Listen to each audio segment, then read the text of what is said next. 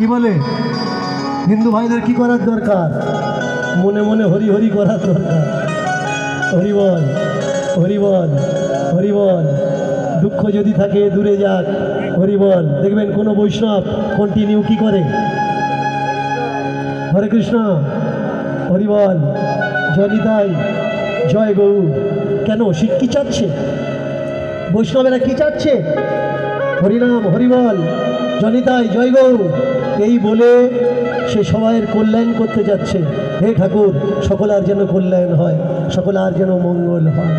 কাঁধে তুলেছে হরিবল বলতে বলতে, এনেছে কোথায়? এনেছে শ্মশানে। এদিকে আছে কিনা জানি না, অনেক অনেক সাইটে আছে। মরে গেলে পাড়ার যে কোনো একটা লোক ঠাকুরমশাই বাড়ি ছুটে যায়, বটপাতায় কি যেন লিখে দেয়, ABCD, একটা চানপত্র, একটা ভোজপত্র। আপনার বাবা মারা গেছে, চানপত্র, পারমিট কার্ড, ওটা দিলে তবে চান করার অনুমতি হবে, না হলে স্বর্গের ঠিকাদার। ওটা বলে দেয়, ওটা মাথায় দিবি, দিয়ে তারপরে জলটা ঢালবি। তাকে দেখুন জল ঢালছেন, কোন জল? গঙ্গার জল। গঙ্গা জলে কি হয়?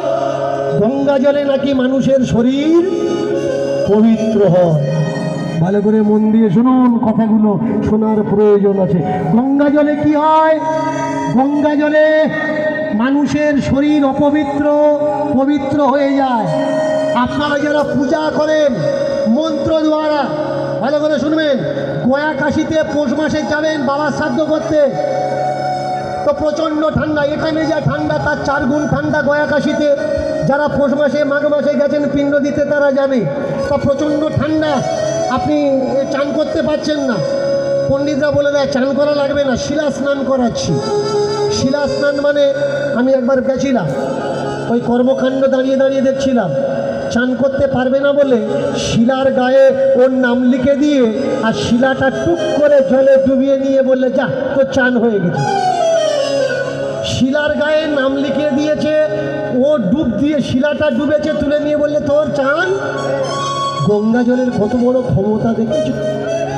কাজকর্ম হয়ে গেছে বললে 20,001 টাকা দে, 20,001 টাকা।